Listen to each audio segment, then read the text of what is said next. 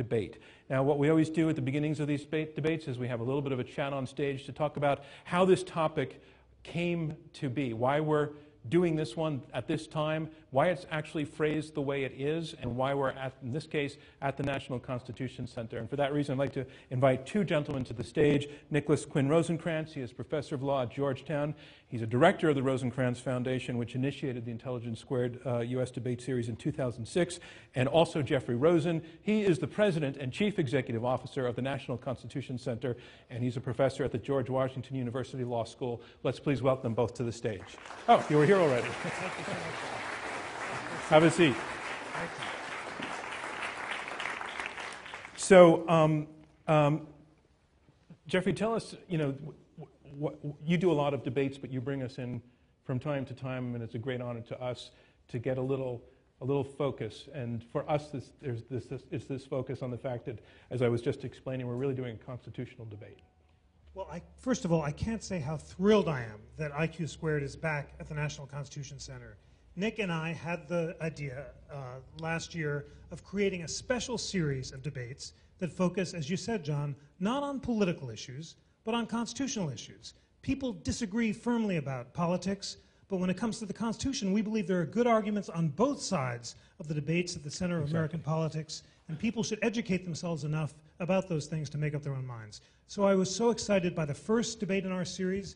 Does the president have the power to constitutionally target and kill American citizens abroad? And I was impressed that although the audience initially voted no, he doesn't have the power, after Alan Dershowitz gave the best closing argument I've ever heard, they switched their vote and said yes. So I'm really struck by the fact that tonight, am I allowed to reveal the preliminary vote? I won't, let's just say. The online vote. The online vote is overwhelmingly against the motion that individuals have an unlimited right to spend. But what I want you to do as an audience is listen to these debates not as a policy matter, but as a constitutional matter. What does the First Amendment allow or prohibit?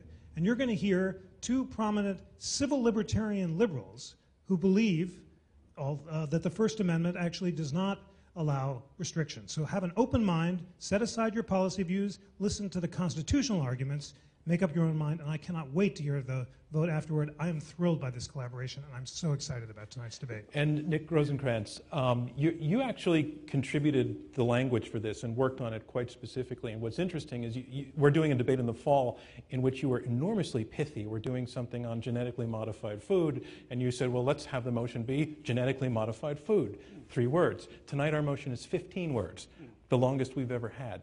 Why did it have to be that long? So our IQ squared motions are usually very short and very punchy, and we go out of our way to have them have a sharp ring to them when we're on NPR in particular. But in constitutional law, every word matters. And constitutional doctrine often doesn't lend itself to the 3-word summary or the 6-word summary. You sometimes need several words to really get at the concept you're trying to get at. And in this case, actually every word matters. So I would just urge the audience to have a really careful look at the resolution, the words that we chose. Let me recite it. Individuals and organizations have a constitutional right to unlimited spending on their own political speech. So this may sound wordy or clumsy or something, but each word matters. So for example, individuals and organizations, right? That's not just big corporations, but it might also be unions, could also be the New York Times, might also be Intelligence Squared. Have a right to unlimited spending. If not unlimited, then what are the limits? What are the constitutional limits? And on their own political speech, we're not talking about donating money to someone else for their political speech. We're talking about you spending money on your political speech. And so each of these words mattered to get at exactly the constitutional question here. Are such limits consistent with the First Amendment, which was on the screen a moment ago? Congress shall make no law abridging the freedom of speech. That's what we're here to debate today. All right, it's a pretty thorny one, actually, and that's why it's such a good one. It's a great one, and as Nick put it, we're not debating the issue about whether contributions to candidates can be limited. There are some principled First Amendment advocates, both liberal and conservative, who think that limits on expenditures or contributions violate the First Amendment. We didn't choose that motion because that's a rather high-octane position. As Nick put it, we'd rather carefully tailored the motion to be something that should be open to all of you, and I want you to think about it seriously. I do want to just give a shout out to our great sponsors tonight, Daniel Berger and Craig Snyder. They are here to talk about a civil libertarian, liberal, libertarian conservatives. They are on opposite sides of the political spectrum, but as Craig put it to me before we started the show tonight, he said, I'm a teabagger and Dan is a progressive of the worst sort, but we want to model civil discourse because we believe in the Constitution. And I am thrilled. That's exactly what we're doing here. Thank you, Craig and Dan. Thank you, gentlemen down there, and thank you, gentlemen on the stage. And let's begin our debate and welcome our debaters to the stage. Well done.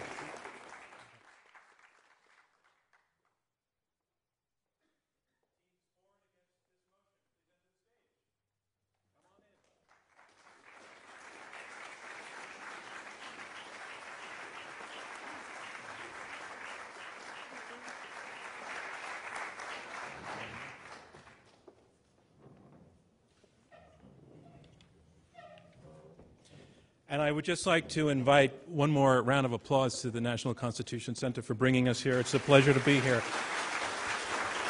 So look at all of the ways that Americans can use their own money to give themselves a voice in politics. They can buy TV time, they can pay to get books written, they can put ads in the newspaper, they can put up yard signs. And here is the argument about that. It doesn't seem fair that people with the most money get to have the loudest voices. It seems like it would be corrupting. It seems un-American. But here is the counter-argument. It doesn't seem fair to tell people how much of their own money they can spend to say what they want, because that sounds like censorship, and that seems un-American. That sounds like it has the makings of a debate, so let's have it. Yes or no to this statement? Individuals and organizations have a constitutional right to unlimited spending on their own political speech. A debate from Intelligence Squared US. I'm John Donvan. We are here at the National Constitution Center in Philadelphia. We have two teams of two, superbly qualified all, arguing for and against the motion. Individuals and organizations have a constitutional right to unlimited spending on their own political speech. Our debate, as always, goes in 3 rounds, and then the audience votes to choose the winner, and only one side wins. Let's meet our debaters. On the team arguing for the motion that individuals and organizations do have this constitutional right, please, let's welcome first Floyd Abrams. Floyd, you are one of the most important First Amendment litigators in the country. You represented the New York Times in the Pentagon Papers case. You represented Senator Mitch McConnell in Citizens United. In your book, which was called Speaking Freely, you said that when you were going to college in the mid-1950s, you were actually not that much of a First Amendment supporter. So what actually changed your mind? I met some journalists. A time came in the late 1960s when I met a bunch of journalists. I was very impressed, almost awed by what they were doing, the skill with which they were doing it, and the national service that I thought they were doing by supporting the First Amendment. We journalists aren't hearing that very much these days, so let me just say thank you. Well, thank you, Floyd Abrams. And Floyd, who is your partner? My partner, I am very honored to be with one of the great civil liberties lawyers, and I mean this in the country's history, Nadine Strassen. Please welcome Nadine Strassen.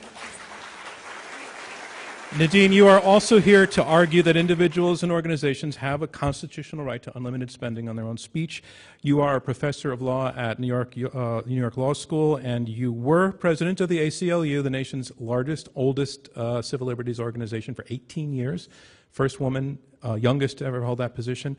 Now, on free speech, that organization, the ACLU, has often found itself to be at odds with some of its seemingly natural allies. And on this one, also, money and political speech, it seems that there is this split. So how difficult was it for you to stick to the First Amendment side of this argument while, facing your friends at the ACLU? Not at all difficult. I've been doing this since at least the late 1970s, when the ACLU controversially and successfully defended the free speech rights of Nazis to march in Skokie, Illinois. I have enormous faith in free speech, and I love to try to spread that. So you are being consistent by Yes, being here thank tonight. you. Thank you, Nadine Strassen. The team arguing for the motion. And now the team arguing against this motion that individuals, organizations have a constitutional right to unlimited spending on their own political speech. Please, let's first welcome Bert Newborn. Bert, you are one of the nation's foremost civil liberties lawyers. You're a professor at New York University School of Law. You're the founding legal director of the Brennan Center for Justice, a former national legal director of the ACLU. So, Bert, almost sort of the same question, but the flip side. On most issues, you would probably be on the other side of the stage here with your opponents. On this issue, you disagree. So where are they getting it wrong? Well, maybe they're not getting it wrong. This is an issue that divides the free speech community, and it's a very, very hard one.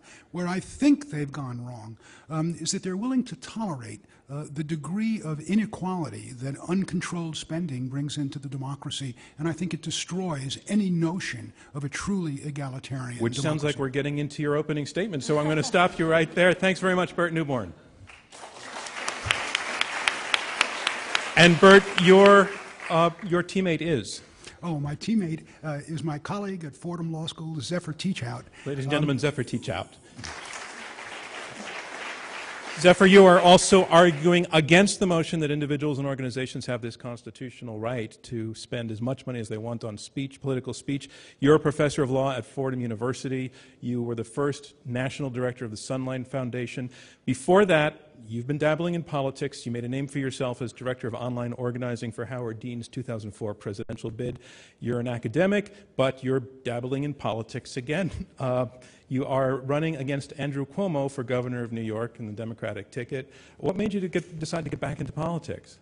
Well, I see in Albany, in New York, unfortunately, that money in politics has too much power, and it's really undermining the democracy of New York. Also arguing and consistent from principle. Ladies and gentlemen, Zephyr Teachout. So this is a debate, it's a contest, it's a competition of ideas well argued, and you, our live audience here in Philadelphia at the National Constitutional Center, will be our judges. By the time the debate is ended, you will have voted twice, once before the debate and once again after the debate. In our debates, it's the team whose numbers have changed the most between the opening and closing votes who will be declared our winner. So let's go to the preliminary votes. Each of you has a keypad at your seat. It's on the right-hand side. And what I want you to do is just pay attention only to the numbers 1, 2, and 3. The other numbers are not live. If you agree with this motion, individuals and organizations have a constitutional right to unlimited spending on their own political speech, push number 1. If you disagree with it, push number 2. And if you're undecided, push number 3.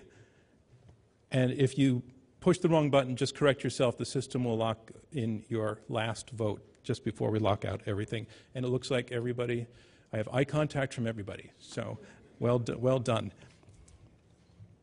So let's go on to round 1. Round 1, opening statements from each debater in turn. They will be 6 minutes each. Up first, arguing for the motion, individuals and organizations have a constitutional right to unlimited spending of their... Let me do this again. Up first, for the motion, individuals and organizations have a constitutional right to unlimited spending on their own political speech. Nadine Strossen, she is a professor of law at New York Law School and former president of the American Civil Liberties Union. Ladies and gentlemen, Nadine Strossen. Thank you. Thank you. I'm delighted to be here at the National Constitution Center defending a proposition that is supported by the Constitution's grand opening words. You all know them, we the people. As those words underscore, we individuals are sovereign. Therefore, we have no right more essential than the right to engage in our own political speech, speech about public affairs, speech about political campaigns. As the Supreme Court put it, speech concerning public affairs is more than self-expression, it is the essence of self-government. Especially essential is our right to criticize candidates, officials, and policies. Therefore, it's hard to imagine a greater violation of our precious free speech rights than for the government, in other words, incumbent officials, to limit our right to criticize them and their policies or to limit our right to advocate alternatives.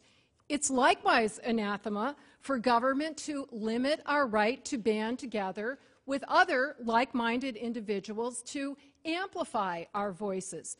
The Supreme Court first so held in landmark cases from the civil rights era involving the NAACP, which was a corporation. In sum, then, what I've said so far, individuals and our organizations clearly have a constitutional right to unlimited political speech. So that means there's only one aspect of tonight's resolution that's really at issue, and that is whether we also have a constitutional right to unlimited spending in support of our political speech. But logically, the answer to that question clearly has to be yes, because unlimited spending is a prerequisite for unlimited speech. When the government limits how much we may spend on our speech, it necessarily limits the speech itself in quantity and or quality. Think about it. Suppose the government imposed maximum spending limits on IQ squared, or on the National Constitution Center, or on, dare I say, on the Brennan Center, all of which are corporations, by the way. Those spending limits would clearly limit the amount that could be said by any of those fine organizations. Every communication requires some spending.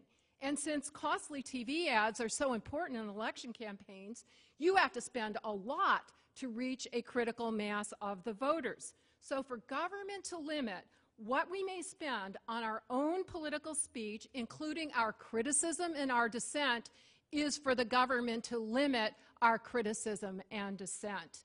And that violates not only the rights of all of us dissidents, but also the rights of everyone to hear us. That point was well made back in 1957 by three of the greatest, most liberal, egalitarian justices ever to grace the Supreme Court bench, Chief Justice Earl Warren, Hugo Black, and William O. Douglas. They were reviewing the very first federal law to limit spending on political speech. It banned such spending by corporations and by labor unions on a rationale that we continue to hear, including from our esteemed opponents tonight, namely that these organizations are so rich and so powerful that they could be unduly influential. They could drown out others. But these justices resoundingly rejected that rationale as anti-democratic. As they explained, under our Constitution, it is we, the people, who are sovereign. It is therefore vitally important that we, the people, have access to every view of every group in the community. After all, if there are any groups that are disproportionately powerful in the political process, it's the institutional media with their unique impact on public opinion. Yet we wouldn't even dream of letting the government limit what even the most powerful media company could spend on its political views. Even those who want to limit what the rest of us spend draw the line at the media, even when they're part of conglomerates. But since media moguls have the right to unlimited spending on their political speech, surely it follows that the rest of us must have the very same right. Otherwise, it unfairly amplifies the voices of the rich and powerful people and groups who can afford to buy a media outlet. So that's just one of the reasons why spending limits actually undermine their stated goal, namely of leveling the playing field. Another reason is that spending limits favor incumbents and the two major political parties, which should hardly surprise us because, after all, it's the incumbents who pass these laws. Now, our opponents are going to argue, and they already have, that these limits promote equality and integrity in our political system. Certainly, these are extremely worthy goals, but as I've already noted, the goals are not, in fact, served. They are underserved by spending limits, and Floyd will amplify on that further.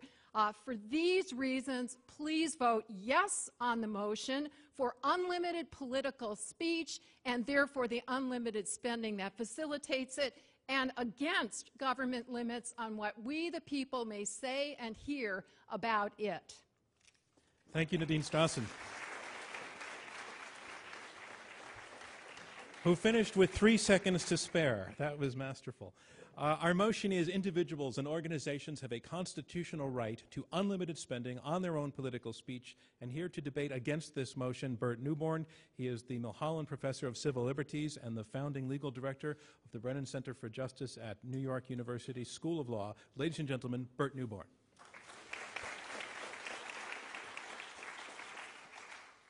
Thank you, John. I, too, am delighted to be at the National Constitutional Center.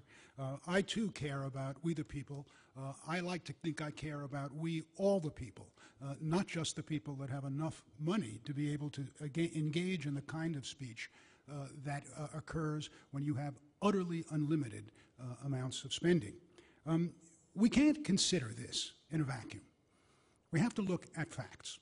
We can't think about this in a bubble. In the last election cycle, $6 billion was spent on campaigning. Of that $6 billion, almost 99% came from 1% of the population with the capacity to spend enough money to be able to bring their views into powerful play in the electoral process. Of that, 1/10 of 1% contributed vast amounts of that $6 billion, many of it unreported because of loopholes in the discovery laws. And of that, 569 billionaires maxed out in a way in which they contributed vast sums and spent vast sums in impressing the rest of us with their views. Now, that means a small group of Americans, super citizens, I call them, has the ability to decide who gets to run for office, because there's a wealth primary. Unless you can convince the rich to support you, you cannot run for office. They have a disproportionate effect on who wins because they can control the speech patterns in ways that allow them to speak to the community in an effective way, even though their opponents may not be able to do so. And they control what we see and hear because they set the agenda. Because if they don't agree, then they simply don't support the candidate in the first place. Now, every election is turned into a $1, one vote election, unless there are some restrictions on what people can spend in asserting their own views. Now, it doesn't have to be this way. It's correct for us to talk about constitutional law. What does the First Amendment actually say about the proposition that we're talking about tonight? It says, Congress shall make no law abridging the freedom of speech. We can't read it literally because that would mean only Congress would be covered by the First Amendment, not the president, not the governor, not the cop on the beat. So we can't read it literally. And then it says, shall make no law abridging the freedom of speech. Not abridging speech, but abridging the freedom of speech. Some human being must make a judgment about what goes in that protected category and what does not. So what fundamental mistakes have we made in saying that the freedom of speech gives the richest 1/10 of 1% of this country the capacity to dominate a democracy that is supposed to be one person, one vote? First, we said that equality doesn't matter, that trying to equalize the rough ability of all of us to affect the political process is not an adequate basis for justifying limits. Not saying that you can't spend anything, not saying that you can't even spend a lot, but saying that there is absolutely no limit. The sky's the limit on what you can spend. And if you have a regime like that, forget about any idea of equal political participation, because it's a fiction. Secondly, the idea that spending money at astronomical levels equals speech instead of power, I think is a fiction. When you start spending money above 100,000, 200,000, 500,000, a million, 5 million to push your ideas into the public, at some point you have got a loudspeaker that is louder than anybody else's. And everybody, I think, would say that the volume of the speech is not the same thing as the speech. So that there has to be some limit on the upside, or else forget about any idea of an egalitarian democracy. And we don't have to say that speech that money equals speech. That was a mistake we made in 1976, and we can fix it. Third, the idea that corporations, profit-making corporations, and we have to distinguish here between nonprofit corporations that are essentially just a group of people that gather together to advance their politics in a corporate form, and corporations like Citicorp or the pharmaceuticals or the oil companies that are essentially collections of individuals designed to sell things for a profit, where the money comes from investors, it comes from consumers, and it comes from shareholders. Why should the management of those companies that assemble vast amounts of money in connection with their commercial activity, why should the managements of those companies be able to tap that money to advance their own political views in the give and take of an election? We made it much worse in 2010 when we took a system that said very rich people could do that, and we parachuted in on top of it large corporations, profit-making corporations, without any attempt at distinguishing between a small corporation, a membership corporation like the NAACP or the Brennan Center or the ACLU, which is not in it for profit and which has people that share their views, and a huge corporation like General Motors. Bert Newborn, I'm sorry, your time is up, and thank you very much. And here's a reminder of where we are. We are halfway through the opening round of this Intelligence Squared U.S. debate. I'm John Donvan.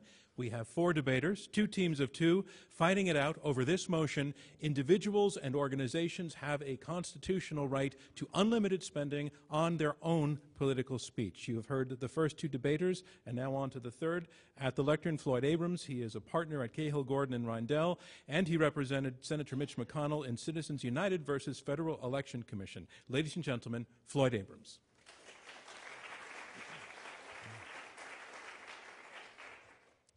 Good evening. I want to start with a point that Nadine made, which I don't think was responded to, and that is that without the ability to spend money, we don't have political speech.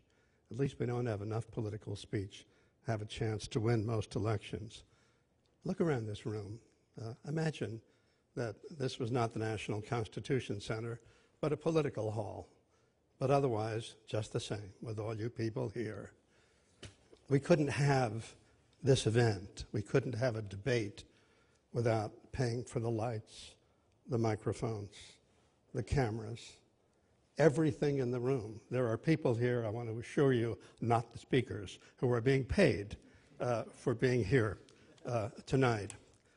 And none of this could occur if people didn't spend money to back it up, to make it happen, to allow it to happen.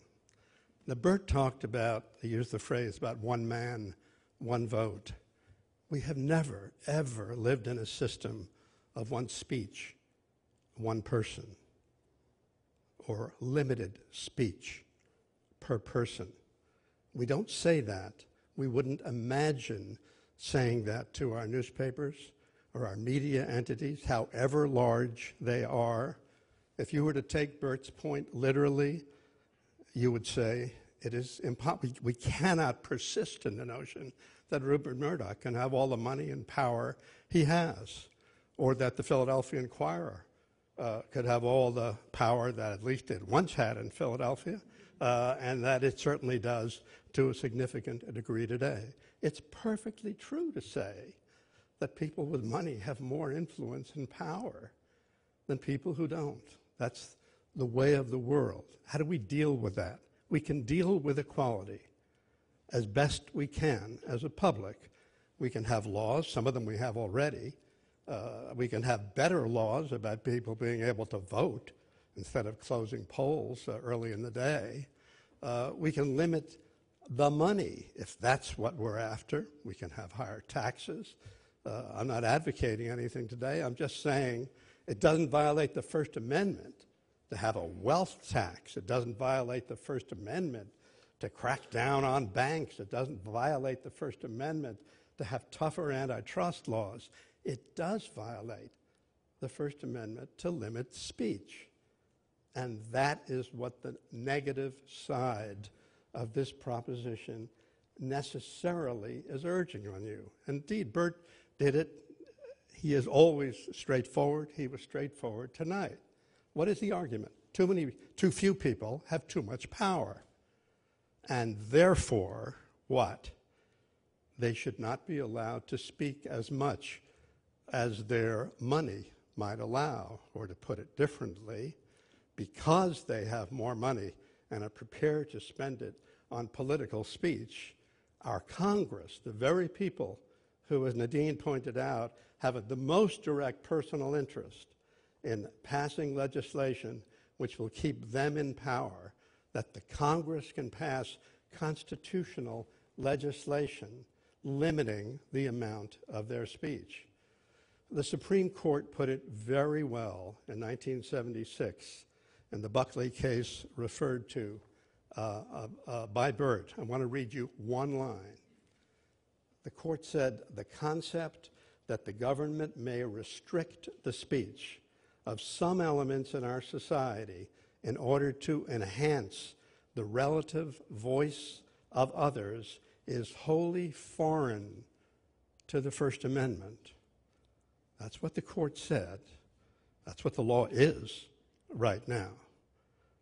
And I think it is a glorious articulation of First Amendment principle. And these were not the 5 supposedly rabid right-wing conservatives who gave us Citizens United. This was Justice Brennan.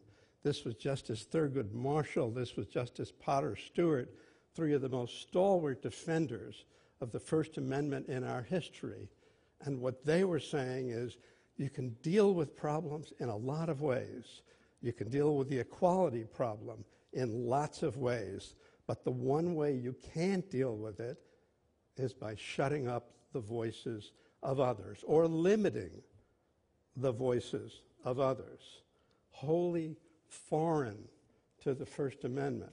This is one of the things that makes us so special in the world. I mean, if only we, and we should be proud of it, but only we have a First Amendment as strong, as totally controlling over what Congress can do as we do. So I would urge on you that while to some degree I understand that it seems not fair that people who have more money should have more power, if you want to deal with that, and we should sometimes, if you want to deal with that, deal with that. Don't deal with speech. One of the First Amendment principles that's first is hurt speech last. So I urge you to vote yes on this resolution. Thank you, Floyd Abrams. And the resolution is this: individuals and organizations have a constitutional right to unlimited spending on their own political speech. And here to argue against this motion, Zephyr Teachout. She is an associate professor of law at Fordham Law School and a former national director of the Sunlight Foundation. Ladies and gentlemen, Zephyr Teachout.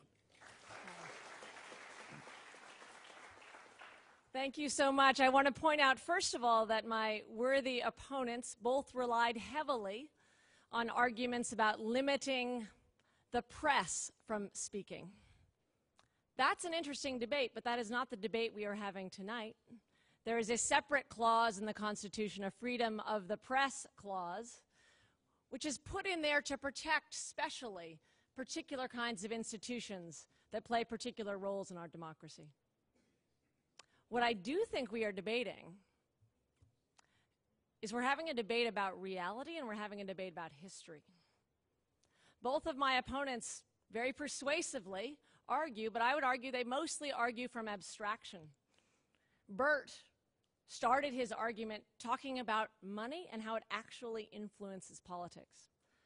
And I want to talk about history, because I think this is a constitutional debate in the most fundamental sense.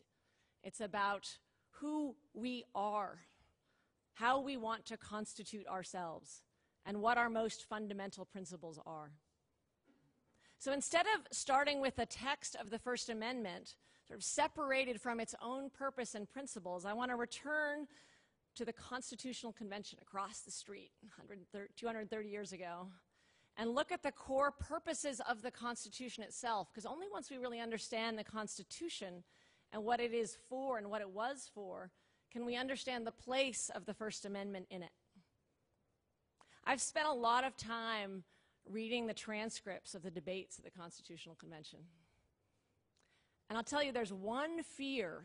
The core principle was representative democracy, figuring out a system where the public good could be represented. It's a really difficult puzzle. And there's one fear that dominated over every fear, and that was the fear of corruption. They talked about corruption more often than they talked about violence, more often than they talked about the threat of faction, more often than they even talked about the current problems of the day. That the threat was that this beautiful new country would fall victim to the power of money to distract representatives from their job to attend to the public good, the same way that they had seen Britain do. Pierce Butler said, "Look at Britain. There we've built the fairest society ever, and yet corruption has destroyed that fabric." So they weren't worried about some technical question of non-representative democracy. They were worried about how money, in all these different guises, could come in and take away this sort of precious young country. At the time, the concerns were focused around gifts from kings. The King of France kept giving these really luxurious snuff boxes to diplomats. And there was a lot of anxiety that that would lead people like Benjamin Franklin to forget that his obligation was to this country and not to France. Another major concern was that people would go into office in order to get good jobs later or at the same time.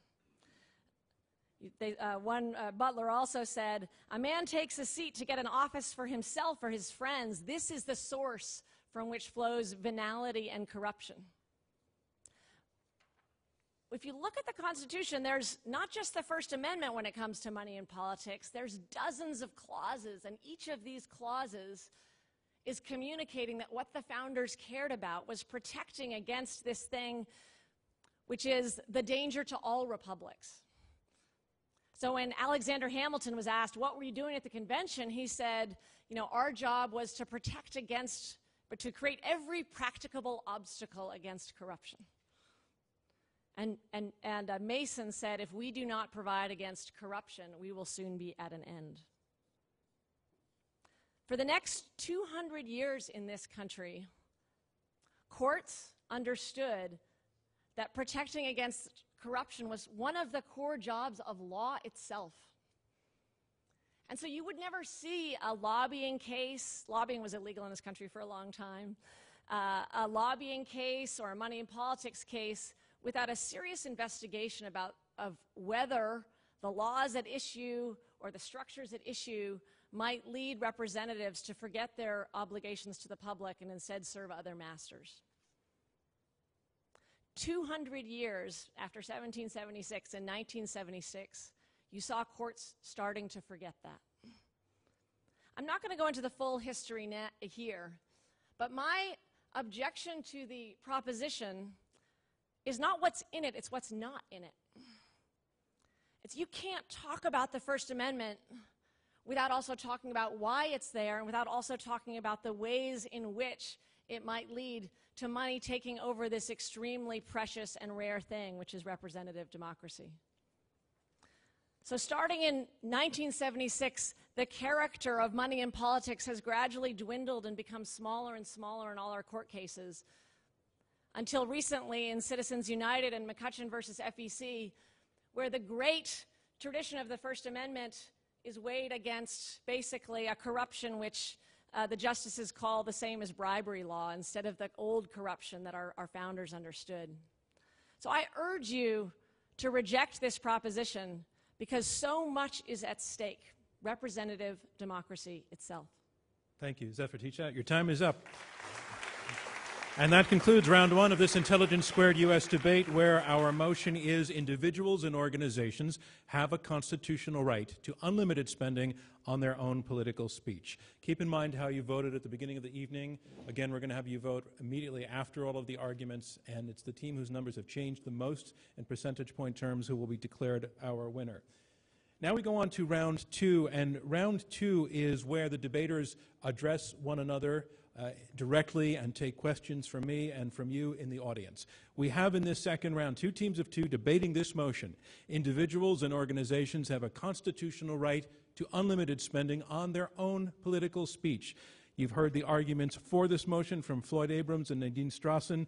They have argued that, yes, very likely the fact that the rich would have more of a voice in a marketplace where there's no limit to spending, they would have that louder voice, and that's a real problem. But they say the solution cannot be the limiting of what they spend on that voice, because that runs right into something called the First Amendment. They say, if anything, that amendment was conceived to protect political speech, which is the essence of self-government.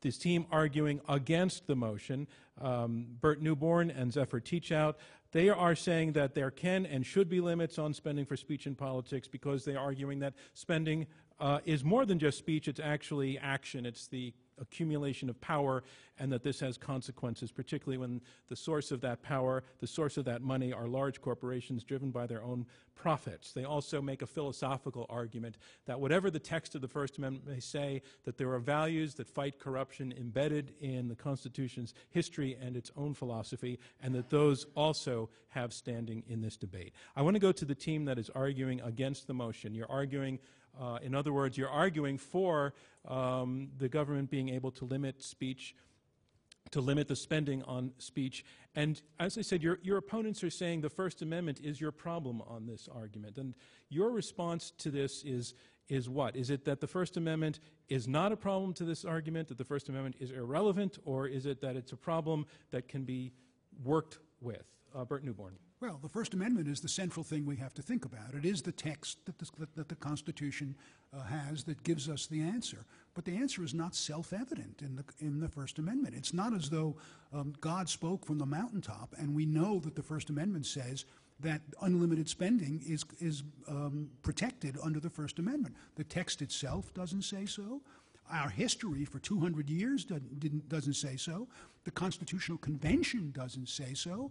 And representative democracy doesn't say so. So it's not that the First Amendment, it's not that we have to get around the First Amendment. It's that they're misreading the First Amendment. Read correctly, the First Amendment is democracy's best friend. And they are reading it as a kind of conspiracy to destroy it. And therefore, whoa, we have very different views of democracy. Again, Nadine Strassen. and I think there's something extremely paternalistic and anti-democratic in the assumptions that both of my esteemed colleagues are making, that they're assuming that just because somebody spends a lot of money on ads, that we, the people, are going to be duped and necessarily vote for that person. Or if information gets out that somebody has received a lot of campaign contributions and is voting accordingly, that we, the people, are going to support that politician. The record speaks to the contrary.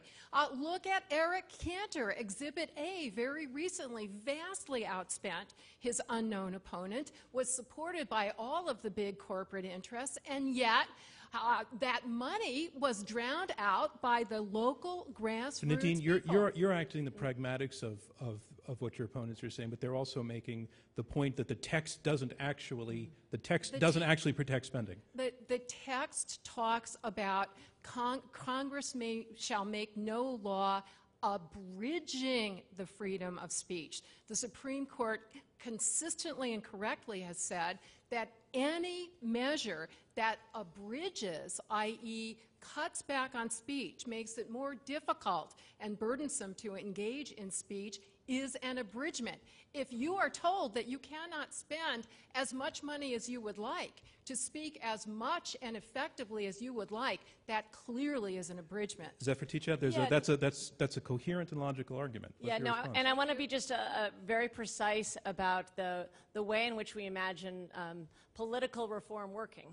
It's not political reform mandated by the Supreme Court, but the public demanding a set of rules, Congress enacting those rules, and then the court, I would say, should only then intervene in these democratically demanded rules when there is something truly disturbing, some violation of the First Amendment which requires it. Because the court itself is... But are your opponents not saying that having the rule, period, is a violation of the First Amendment? No, yes, but I was responding to your first argument, that basically what we want to do is empower Congress to actually respond to the constantly changing game of the corrupting power. All right, but that doesn't go to the core of the argument they're making, which is absolute on First Amendment. And I just want to hear your response to that. Does the text not say, as Nadine just spelled out, and I said coherently, that the Congress may not pass any law abridging freedom of speech? Is that not clear cut? It's not clear cut. Okay. She left out the three most important words. The First Amendment doesn't say Congress shall pass no law abridging speech. If that's what it said, they couldn't outlaw extortion, they couldn't outlaw bribery, they couldn't outlaw threats. It says Congress shall pass no law abridging the freedom of speech. The freedom of speech is not a self-evident idea. You have to figure out what goes inside the freedom of speech and what goes outside the freedom of speech. Otherwise, why are those three words there? But Bert, what I think you're missing is that the one area of speech which is most protected is political speech. There's nothing that we protect more than that. There's no area in which we give the Congress less leeway to act for a variety of reasons, not least that the single most important purpose for adopting the First Amendment was as a protection against the government, government influencing, affecting, limiting, chilling speech. That's why Thomas Jefferson, sitting in Paris, said he wouldn't support the Constitution at all unless there was a Bill of Rights which contained a clear, unambiguous, what became the First Amendment. Yeah, no, but Floyd, you're making two different arguments, and I want to separate them out. Because one is a very important argument that I think we should pay attention to. When Congress passes laws that increase their own power or entrench their own power, we should be very wary of them, and we should be wary of them because it's a basic democratic principle against corruption, not because it's a free speech principle, but because it's an anti-corruption principle. And then there's a separate principle which is embodied in the First Amendment, totally distinct, which is the principle that we should be free from government censorship and government telling us what to think, whether or not we can say something about a particular invasion, what we think about a particular policy issue. And that is not threatened. Do you agree? That is not threatened when Congress passes a law saying that a corporation cannot spend more than $60,000. Do you concede your opponent's point, Bert or Zephyr, that there is no political speech without money? Sure. I concede there's no speech without money. You can't have speech here. You can't have speech anywhere.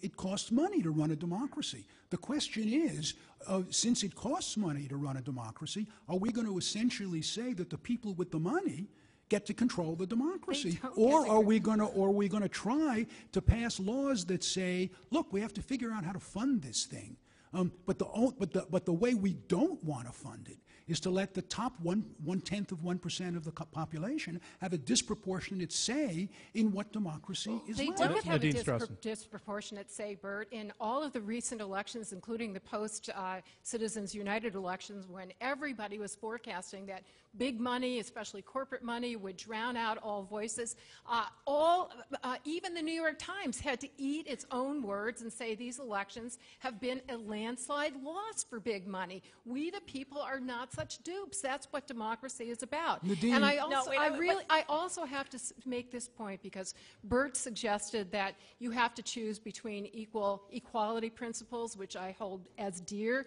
as First Amendment principles, and free speech. The opposite is true. When the ACLU challenged the initial federal campaign finance law in Buckley versus Vallejo in 1976, we argued that that violated equal protection as much as it violated free speech because it is an incumbent protection act, as all of these laws are. I think you've misstated his position on that. Bert Newborn. Well, I mean, my position is that, of course, speech costs money. The question is, where do we find it? Now, Nadine says, don't worry. Money doesn't always win. Well, look, I'm one of these poor souls that's rooted for the Mets for many, many years. I live in New York City, and I have to face Yankee fans every day. Now, guess what? The Mets beat the Yankees every once in a while.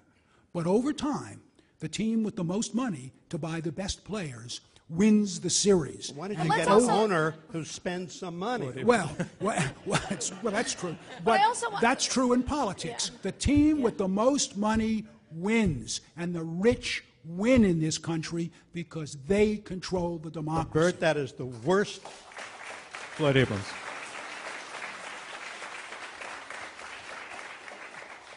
Floyd Abrams. Argument I've ever. Look, we have a disagreement here, not just about what the First Amendment means, but about what democracy means.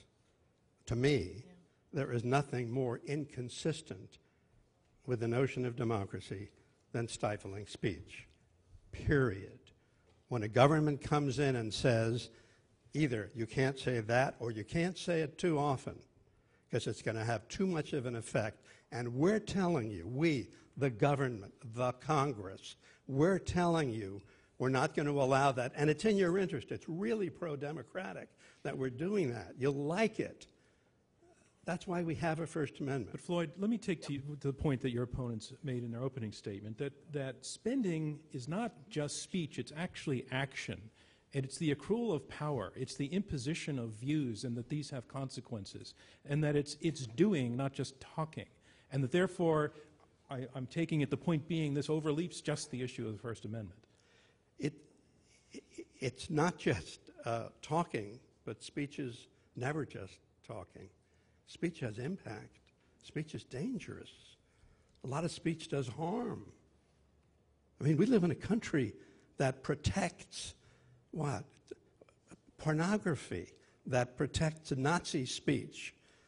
We live in a country that protects. I was thinking of the movie, The Wolf on Wall Street, because of all the reference to corruption.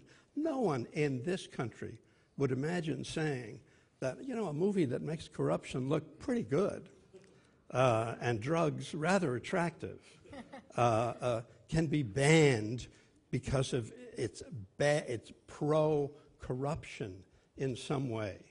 This country doesn't think that way. It is, in the words of the Supreme Court in that case I quoted to you, wholly foreign to the First Amendment to say that, you know, too much speech is too dangerous. It can do harm. Let's let Zephyr respond to some of this. There's something that you repeatedly do, which is sort of make an elision between unlimited speech and speech itself.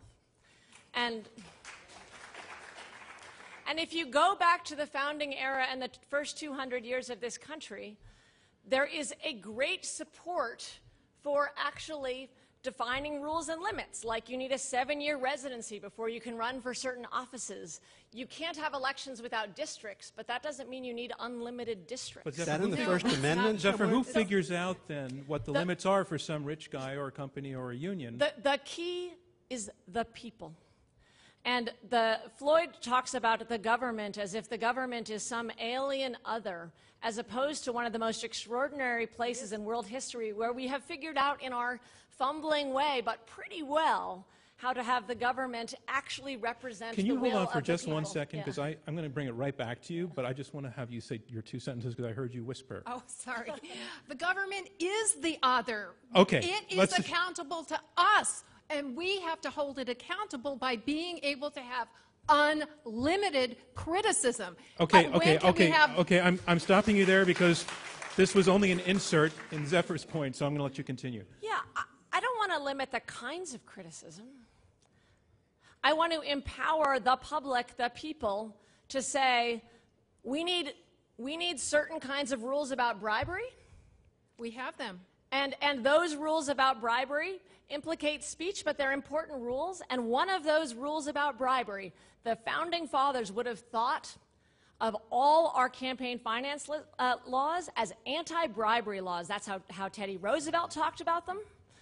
And that's how all the progressive populists talked about them, is understanding that these are anti-bribery laws, because whether or not you're in the same room and having a quid pro quo, you know that somebody's basic obligation to the public is lost when there's $2 million spent to quash their campaign from a private interest. All right, I'm going to give it back to Nadine in a second, but I just want to say, after Nadine's comments, I'd like to start taking questions from you in the audience. And once again, I want to ask you, the way that this would work is you'll raise your hand, a microphone will be brought to you. I'll ask you to wait for the microphone so that the live stream audience can hear you and the podcast listeners can hear you. Just stand up, wait for the mic, hold it about as far away from your mouth as I am here so that you're crystal clear, state your name, and then ask a question. Please make it a question. Don't debate with the debaters, but just get them to debate with each other. So I'm fine with a very short one-sentence statement of your premise, but then pop out a question. If a question mark naturally fits at the end of what you said, you have nailed this. Nadine. Well, bribery is already a crime. The far broader concept of corruption that Zephyr has advocated here is one that says any time there happens to be an overlap between a position that somebody who contributes to a campaign advocates and what the candidate advocates, that's corruption. That's not corruption. That is democracy in action.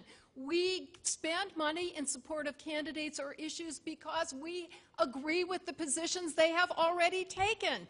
When they are in office, they take those positions, they listen to their constituents. And by the way, every study that's been done to try to show a connection between spending and action shows that politicians are most influenced by their party, by their ideology, and by their constituents, not by donors. So, Bert Newborn, your opponents are saying not only do you want to abrogate the First Amendment, which they consider an illegitimate move, but that you're doing it without a very good reason, that the problem isn't what you say it is. If I had enough money to buy more time on this program, if I could have 12 minutes and Floyd could only, what are you offering, could only have 6, I would do much better in this debate. So would I. And the fact of the matter is, money buys influence. Why do you think large corporations give to both Republicans and Democrats? You think it's because of 7th grade civics? But we're not talking about that kind of political money where they're giving to the parties. We're talking about a group like MoveOn.org making a documentary, or somebody buying an ad in a newspaper. The idea that you are somehow not influenced by and not enormously grateful to some person who has independently spent money to put you into office is a fiction. There's no difference between contributions and independent spending in the sense that the politician who knows that his or her staying in office depends on continuing to get that money, that's a politician who can't do what Zephyr said the founders wanted. The founders wanted, maybe this is an ideal that is impossible to achieve, but the founders wanted a representative democracy where the representatives would think, what's good for us all? What is the common good? What's the best thing to do? Not what's my largest donor want. Now, whether or not you could do that... I'm going to go to questions now, and if you can just raise your hand, sir, right in the middle. You've got a blue blazer on. And if you stand up, the mic will come to you. My name is David Keating. I'd like to go back to the text for a minute and ask you this idea that you can limit money or limit speech. If that principle is right, what does that mean for the free exercise of religion and freedom of press? Does this mean that Congress could limit the amount of money spent on religion and publishing? Okay, I'm taking it that's a question for the side arguing against the motion. That's a great question. And the other side loves the question. Yeah, it's a great question, but in each of those situations, you have to answer the antecedent question that I asked, and that is it speech, is it religion, or is it the press? Because if it isn't, then you don't get a freedom of a get-out-of-jail card. So if I make up a phony religion and run around and tell people that my religion consists of stealing money from other people so that I can advance my own principles, I would expect anybody in this room and a court to tell me baloney. You're not entitled to be treated as a religion because you are not engaged in religion. And I'm suggesting when you're spending astronomical amounts of money, you're not engaged in speech. Let's let Floyd Abrams respond to that point. Well, let me I have want to your moment of repeat that. applause. And then I want to repeat. Floyd Abrams. I want to repeat Bert's last line. He said, if that's what you're doing, you're not engaged in speech. The problem that they're addressing is nothing but speech. Their problem is the money goes and it buys lots of ads. It buys speech. If it didn't buy that, it's nothing. That's their articulation of the problem. It just cannot, in my view, be plausibly argued that this is not a speech issue or not a freedom of speech issue. If you wanted to say to us, there are other interests you're not thinking enough about, or sometimes freedom of speech gets trumped by some national security issue or something like that, you know, we could have that debate. But this debate, we're having a debate now where our opponents are telling us that all these ads aren't even speech, that all this money that they find so offensive, which is going into the purchase of what? Things designed to persuade you. Let's let Zephyr teach that response. For a political purpose, Zephyr. whatever the ultimate aims are, even taking the most venal aims. Okay, Floyd, hang on. I want to let Zephyr respond to some of what you've said already. So I think we haven't talked enough about what the core purpose of the First Amendment is. I mentioned it briefly, but the idea that the speech, the freedom of speech that I see is a freedom to speak about politics, about any issue, in any way you want without government censorship. And we've seen two equivalences here that I think are very dangerous equivalences, and they get sort of snuck in. One is that ads are speech, as opposed to, and not, you know, not, and the other is that constituency. Just for some clarity, why are ads not speech? Yeah. Well, let me try. Okay, just for the radio audience knowing, your partner is taking this question. Oh, yes, my partner's taking this question, although I'm happy to pile on. All right, Bert Newborn. A metaphor. Suppose I had a huge megaphone, or some way to amplify my speech, and I kept turning it up.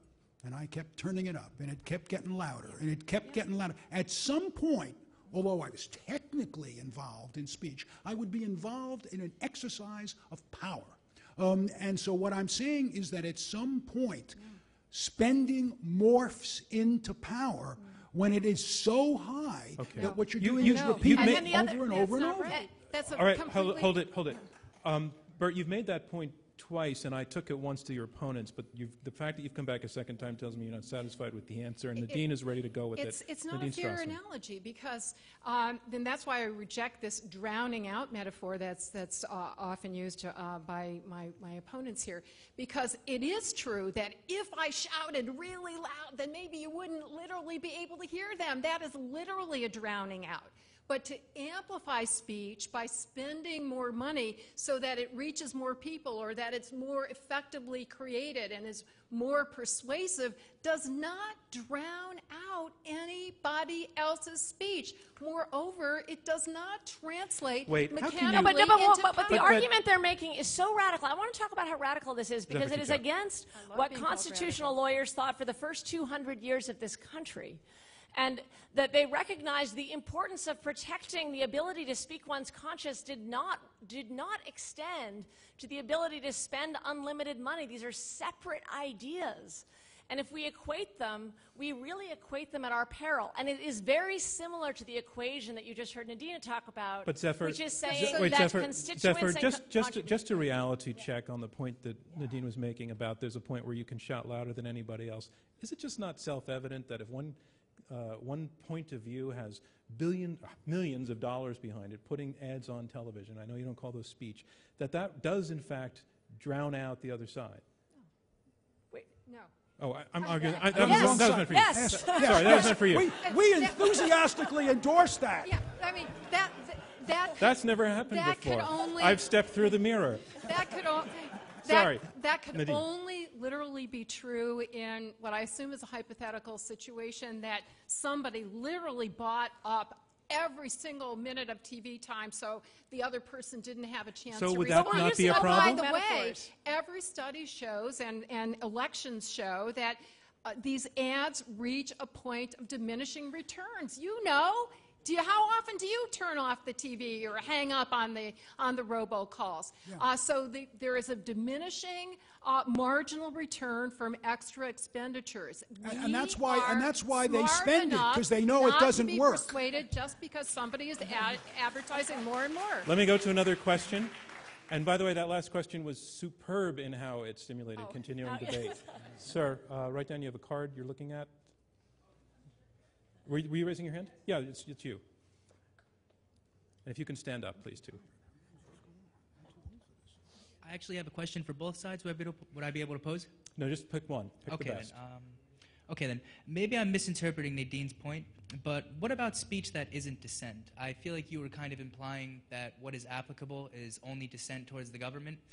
That was it.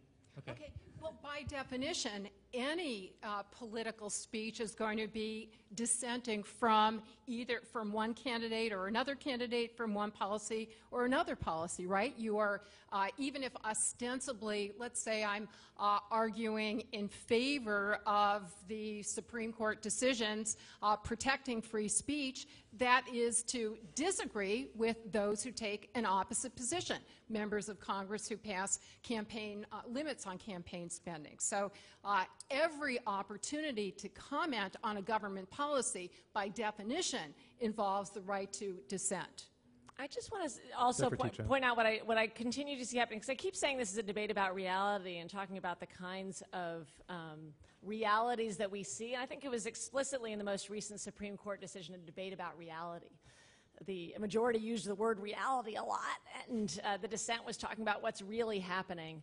And I think your question goes to this, is like, if the First Amendment is for protecting dissent, let's talk about what unlimited money in politics is already really doing in the last 4 years. And what it is really doing in the last 4 years is corrupting our system so it makes it impossible for candidates to actually do their best job and serve the public. And that's the reality, not the word dissent, but the reality, the political reality. And I don't... Floyd Abrams, quick response. I don't think the last 4 years reflect anything of the sort. I think we've had a lot of unpleasant, disagreeable, and from my own political perspective, outrageous speech. But we haven't lacked for speech, and we haven't lacked for all sides being represented in a public debate. And indeed, that happens more and more with the internet, and more because it is easier for less and less money to get messages out. That's the reality. And more competition. I want to remind you that we're in the question and answer section of this Intelligence Squared U.S. debate. I'm John Donvan, your moderator. We have 4 debaters, 2 teams of 2 who are debating this motion. Individuals and organizations have a constitutional right to unlimited spending on their own political speech. Let's go back to questions. Ma'am, right up there.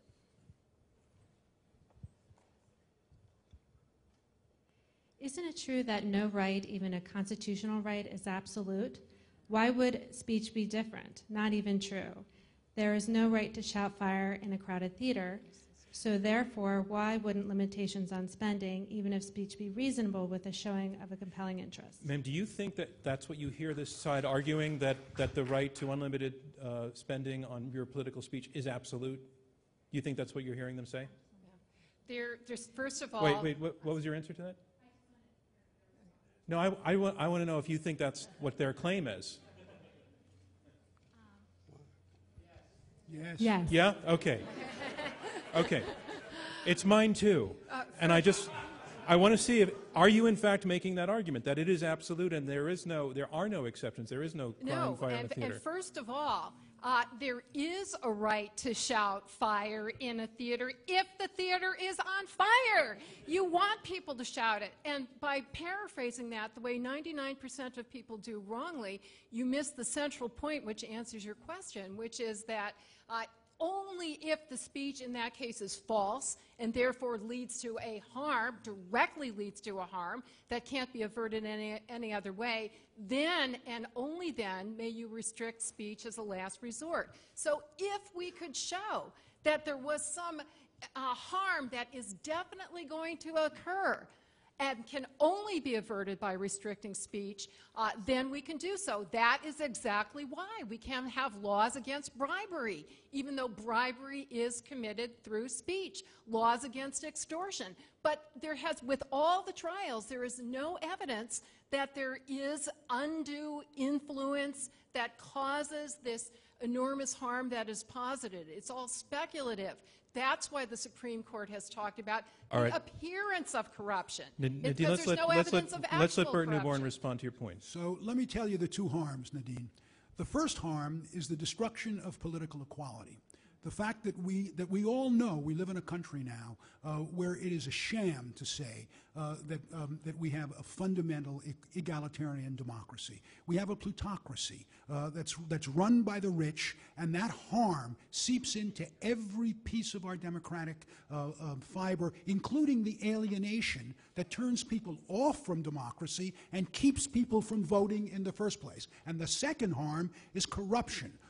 The corruption that Zephyr talked about, the fact that we have representatives who don't have to be bribed, they don't have to be in the same room and get a quid pro quo. A wink and a nod and a day at the country club is plenty of time to send the message that we expect you to support us on this. Okay, and I'll ask the last thing, whose telephone call do they take after the election? Your telephone call or the guy that gave him $2 million?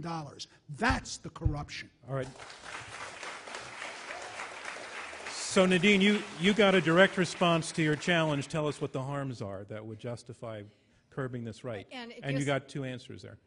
And I disagree with both of them. And let me say that so again, we've had all these trials. There's no evidence. We're just hearing conclusory allegations here. But in 100,000 pages of testimony, and in these cases, not a single instance could be proven of that kind of alleged harm, which is exactly why the Supreme Court has said, well, we can recognize just the potential appearance or the risk of harm. Another requirement, prerequisite before limiting speech, as I said, is that the limitation is necessary. If there is a less restrictive alternative that will protect the values that are being asserted, prevent the harm, that's less restrictive speech, you have to use that. And what we advocate, and the Supreme Court has upheld, is disclosure. Immediately disclose, fully disclose where the money is. And we, the people, can be trusted to hold people, politicians, accountable accordingly. Another question? Sir. Yeah, that's...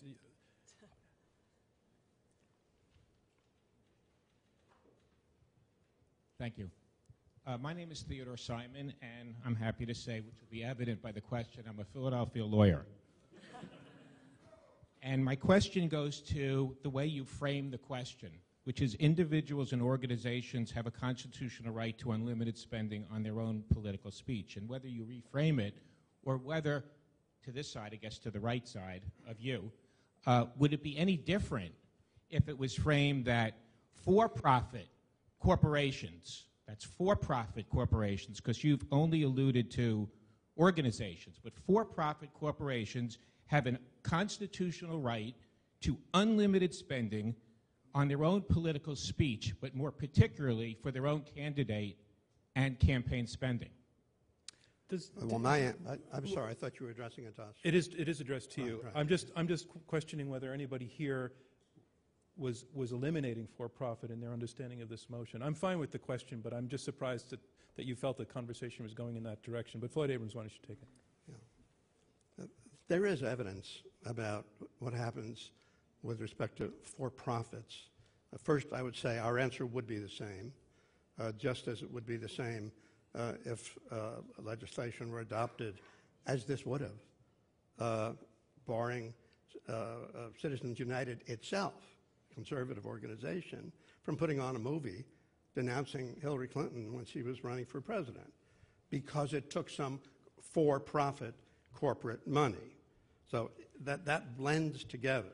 Now, beyond that, the Supreme Court in the Citizens United case referred to the fact that 24 states, as of that time, had laws barring for-profit corporations from expending money on political matters. 26 did not, had no laws. Anything of that sort, unlimited spending, was allowed. There was no evidence ever, there is none now, that the 26 states were more corrupt, less democratic, less responsive than was true with respect to the 24 states. I'm not surprised by that, and I have to confess to you, even if I thought that the 26 states were probably less well managed, I'd have the same First Amendment view. But the empirical evidence is that it doesn't affect corruption in a state, and there's no reason to think that if it affects it in the federal government.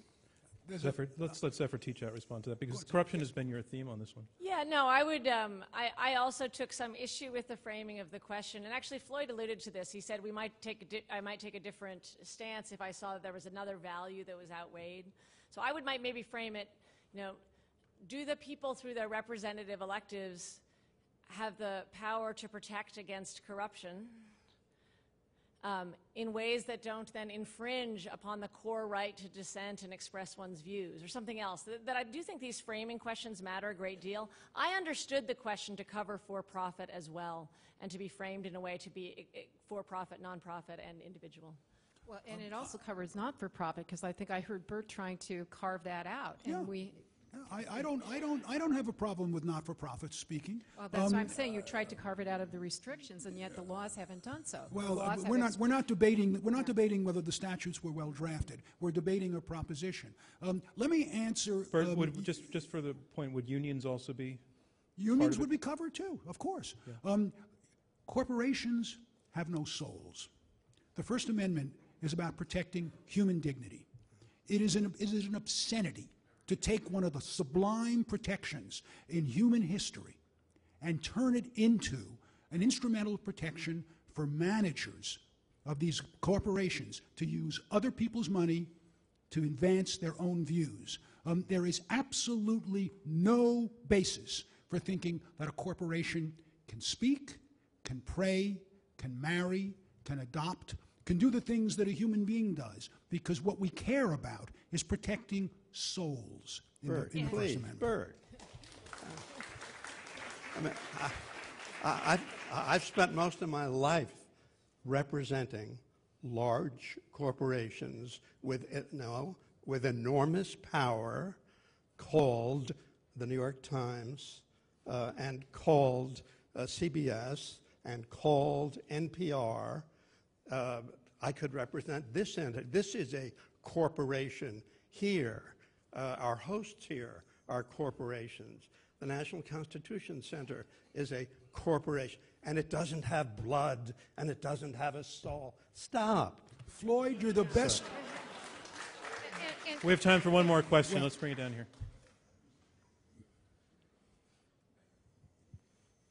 Richard Phillips, we laughed earlier at Bert Newborn's hypothetical about buying more time in this very debate.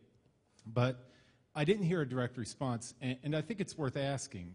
If the purpose of the First Amendment is truly to increase the free exchange of ideas, if it's first because it's so critical to the health of the rest of the document that we need that free exchange of ideas, if we had begun this debate by measuring everybody's bank accounts and allotting the debate time accordingly, would it have resulted in a freer exchange of ideas or a less free exchange of ideas? And I would certainly have spoken less. I want to answer that by saying, if the government had a law saying that the amount of time for each of us must be equal, because otherwise it just wouldn't be fair, that would be a terribly and obviously unconstitutional law. It isn't fair. It isn't fair to have a situation in which we get, I want to posit it in our favor now, in which we get all the time and they get just a bit. But the purpose of the First Amendment, I think, is different than you think.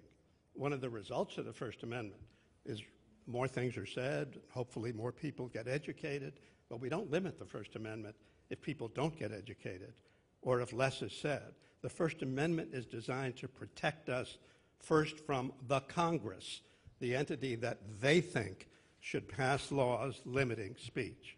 That's the beginning and almost the end of it. Floyd, Last word in this round goes to Bert Newborn. Floyd, you're the best lawyer I know, and what you've just done is twisted. The question was not should we all be equal. No one is suggesting that legislation gets passed mandating strict equality. The question is, should some of us, 0.1% of the population, be so unequal that we get to dominate everybody else? And that concludes round 2 of this Intelligence Squared U.S. debate, where our motion is individuals and organizations have a constitutional right to unlimited spending on their own political speech. And remember again how you voted before the debate. We're going to have you vote immediately after our closing round, in which the debaters will have 2 minutes each to summarize their positions. On to round 3, closing statements from each debater in turn. Our motion is this: individuals and organizations have a constitutional right to unlimited spending on their own political speech. And here to summarize her position supporting this motion, Nadine Strassen, a professor at New York Law School and former president of the ACLU.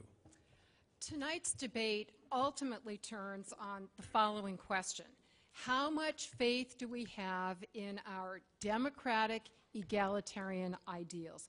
Are we willing to assume, as our Constitution does, that our fellow citizens can be entrusted with the right to decide which speakers and ideas to accept and which to reject? Are we really going to trust we the people? Sure, many of us have a healthy distrust of powerful, wealthy people and groups, but no one has anything approaching the power or wealth of the United States government. Here's what one judge put it this way: the government has unlimited resources for touting its agenda. Those on the outside must rely on private wealth to make their voices heard. So it violates democratic, egalitarian ideals that we hear our opponents espouse for incumbents to limit what the rest of us may spend to make our voices heard. Basically, you have government insiders trying to justify these limits on all of us, the outsiders, by speculating, well, maybe some people will have dangerous ideas or they're suspect speakers because they happen to be organized in corporate form, and that might lead to some potential appearance of corruption. But that kind of paternalism has always been rejected in our free speech tradition. We can't say because the speech might lead to a risk of crime that it can be suppressed, much less to an appearance of a risk of crime. And we've cited many examples where people, it's as inaccurate and as it is insulting and condescending to say that we are automatically going to vote for the candidate who spends the most money or trust the candidate who's in the pocket of high financiers. So please show your trust in the people by voting for the proposition. Thank you, Nadine Strassen. Our motion: individuals and organizations have a constitutional right to unlimited spending on their own political speech. And here to summarize his position opposing this motion, Bert Newborn, a professor at NYU Law and former national legal director of the ACLU. Please show your support for the people by voting against this motion, because the people want these laws. Every single law that we're talking about are laws that were overwhelmingly supported by the people and overwhelmingly passed by a representative democracy. It is 5 members of the Supreme Court and a group of ideologues who are telling us that we cannot have these laws because there is some magic formula in the Supreme Court that tells us that our democracy has to be dominated by the rich. Floyd correctly, because Floyd has values that I share. We've worked together so many times. Floyd says there's many things wrong with this country and we should fix it. We should fix our tax system. We should fix all sorts of things that are desperately wrong. And I tell you, we can't fix it. There is no way that fixing a system that is rigged in favor of the rich, and if you allow the rich to control who gets elected to fix that system. Our system is broken. It's broken because a few of us have so much power that we can control what the rest of us do. Not every time, of course, not every election is dealt that way, but over time and through most of what we do, the rich have an immensely larger political influence than any of the rest of us. And unless we can do something about dealing with that, unless we the people can pass legislation that will limit their ability to spend unlimited amounts to carry out their policies, those are the policies that you had better learn to live with, because there will never be a representative democracy in this country that will change those policies until we change the power structure of how we run our elections. Thank you, Bert Newborn. The motion, individuals and organizations have a constitutional right to unlimited spending on their own political speech. Here summarizing his position supporting this motion, Floyd Abrams, an attorney who represented the New York Times in the Pentagon Papers case, and Senator Mitch McConnell in Citizens United. Floyd Abrams. I want to close with a story and a hypothetical. Suppose we had a situation in which a not-for-profit or for-profit company made a movie denouncing a leading candidate for the presidency of the United States. Suppose it were a crime for that movie to be shown on television, a crime for that to be shown on cable, a crime for it to be financed and shown in either of those places. That is what the Citizens United case was about. Those are the facts of the Citizens United case. It was a not-for-profit. It could have been a for-profit. That doesn't change what this is about. That this is a situation in which once you say that, look, we'll leave it to Congress to draw some lines, and they represent the people. Congress, after all, is doing the people's work in a representative democracy. Sometimes they are. The view of the First Amendment of Congress is dangerous. Congress is something we need protection against. Congress is something we have to be really sure doesn't get involved with speech of anyone. And in this respect, speech includes not just individuals, but institutions, labor unions, corporations, or the like. So I would urge you that we have really a wonderfully representative audience here tonight. And it is very important that that audience focus on the underlying value of the First Amendment. That value is keep the government out of speech areas. That's what the First Amendment is about. And I urge you to vote yes on this proposition. Thank you, Floyd Abrams. And to repeat the proposition, individuals and organizations have a constitutional right to unlimited spending on their own political speech. And here to summarize his position against this motion, to summarize her position against this motion, Zephyr Teachout, a professor at Fordham Law School and former national director of the Sunlight Foundation. Thank you. I urge you to oppose the proposition. And I'm also going to tell a story, but it's a much more recent story.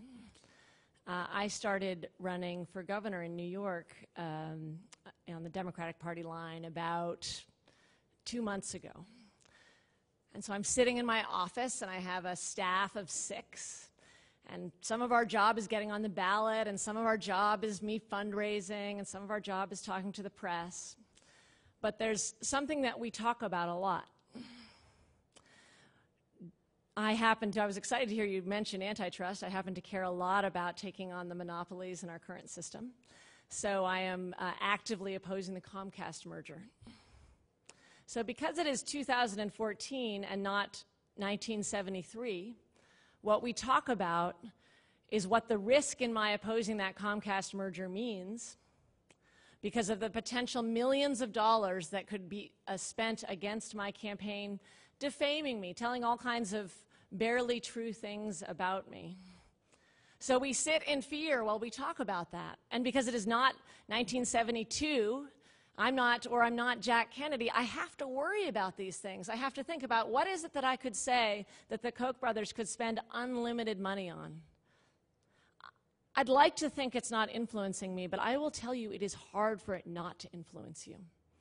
It is hard not to say, I'm just going to pick one target and not tell the truth about those other targets.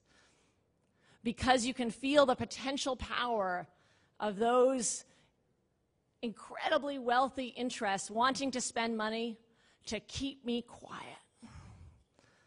So I have a commitment in the campaign, but I have an emotional experience right now of the effect of money in politics.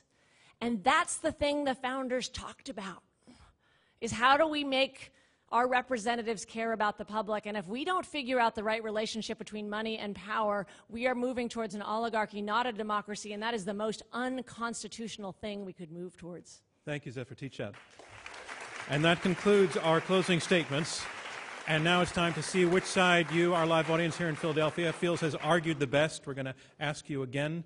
We're going to ask you again to go to the keypads at your seats and to register your vote on this motion for the last time. Individuals and organizations have a constitutional right to unlimited spending on their own political speech. Push number 1 if you agree with this motion, push number 2 if you disagree, and push number 3 if you became or remain undecided. I just need to repeat for the radio broadcast, I just got a note, I just need to repeat the text that I just read. I'm just going to do that quickly. And now it is time to learn which side has argued the best. We're going to ask you again to go to the keypad at your seat. Okay, it's back to you. So if you take the next 10 to 15 seconds to register your vote, and then we will lock it out. And while that's happening, I just want to say a couple of things. One is that about a week ago, an email went around inside the offices of Intelligence Squared and asking our staff members, several of whom are here tonight among you, for recommendations or our suggestions for staff favorite debates of the more than 90 debates we've done now. We wanted to put together a sort of staff picks list. I just want to say I think that this debate goes to number 1 in my list tonight. I think what we saw here tonight was spectacular and so hits the ideals of what Intelligence Squared is about. It was really, really excellent.